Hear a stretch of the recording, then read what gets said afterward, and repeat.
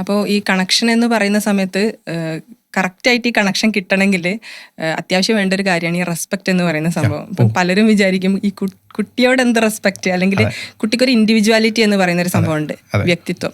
അപ്പൊ കുട്ടികൾക്ക് എന്ത് വ്യക്തിത്വം എന്ന് വിചാരിക്കുന്ന ആൾക്കാരുണ്ട്. അപ്പൊ അതിനെക്കുറിച്ച് എന്താ പറയാനുള്ളത്? അതെ, റെസ്പെക്റ്റിനും ഐഡന്റിറ്റിക്കും കൃത്യമായ ഒരു ബന്ധമുണ്ട്. കാര്യം നമ്മൾ എന്തിനാണോ റെസ്പെക്റ്റ് കൊടുക്കുന്നത് അതിനാണ് ഐഡന്റിറ്റി ഉണ്ടാവുക. ഫോർ എക്സാമ്പിൾ ഞാൻ പറയുന്നത്, നമ്മുടെ തന്നെ ബിലോങ്ങിങ്സ് ഉണ്ട്. നമ്മൾ ഉപയോഗിക്കുന്ന വാച്ച്, നമ്മൾ ഉപയോഗിക്കുന്ന ഡ്രസ്സ്, അല്ലെങ്കിൽ നമ്മുടെ തന്നെ വീട് ഒക്കെ നമ്മളതെങ്ങനെയാണ് റെസ്പെക്റ്റ് ചെയ്യുക.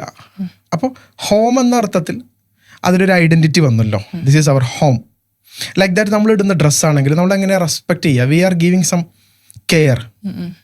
ലൈക്ക് ദാറ്റ് കുട്ടികൾക്ക് നമ്മൾ ഈ കെയർ കൊടുക്കുമ്പോൾ, നമ്മുടെ പ്രസൻസ് നമ്മൾ അവർക്ക് അവൈലബിൾ ആക്കുമ്പോൾ, അവരെ നമ്മൾ റെസ്പെക്റ്റ് ചെയ്യുന്നതോടുകൂടി അവരിൽ ഉണ്ടാകുന്ന ഒരു ഫീലിംഗ് ആണ് ദാറ്റ് ഐ ആം ഐഡൻറ്റിഫൈഡ്, ഞാൻ കാണപ്പെടുന്നുണ്ട് എന്ന്.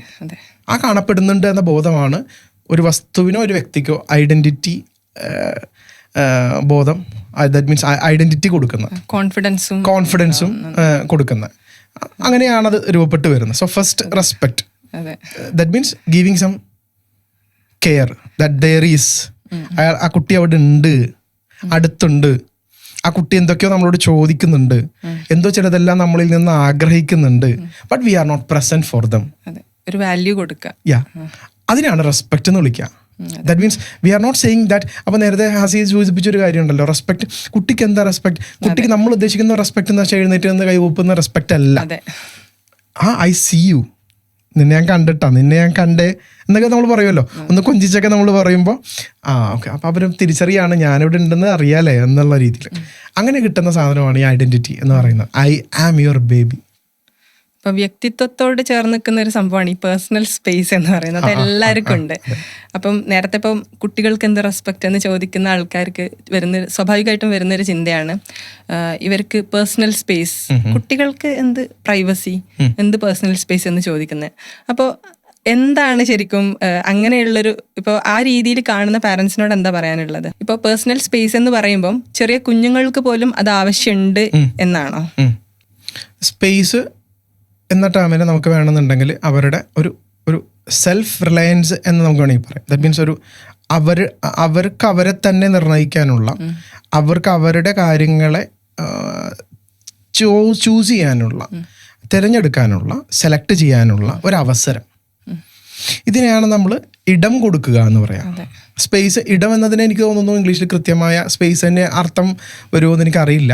പക്ഷെ ഒരു ഇടം കൊടുക്കുക, അവസരം കൊടുക്കുക എന്നത് തന്നെയാണ് ഈ സ്പേസ് കൊണ്ട് അർത്ഥമാക്കുക. ദാറ്റ് മീൻസ് അവർ നമ്മുടെ വീടിനകത്ത് അവർക്ക് എന്താണ് റൂള്.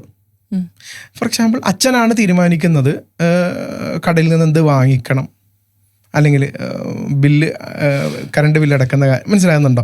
അതിൽ ഓരോ വ്യക്തികൾ, ഓരോരോ ആളുകൾ അവരവരുടെ ഫങ്ഷൻസ് എന്ത് ചെയ്യുന്നുണ്ട്, ചെയ്യുന്നവരാണ്. ഓരോരുത്തർക്ക് ആ റോളുകൾ അവർ തന്നെ ഉണ്ടാക്കി വെച്ചതുണ്ടാകാം. That means I am not for ഒരു പ്രത്യേക ആൾ ഇന്നത് ചെയ്യണം എന്നല്ല ഞാൻ പറഞ്ഞു വന്നത്. ഒരു സിസ്റ്റത്തിനകത്ത് നമുക്ക് ഡിവിഷൻ സംഭവിക്കും, വർക്ക് ഡിവിഷൻ സംഭവിക്കും. അതാണ് ഒരു ഹെൽത്തി ആയിട്ടുള്ള ഒരു സിസ്റ്റത്തിന്റെ ലക്ഷണം.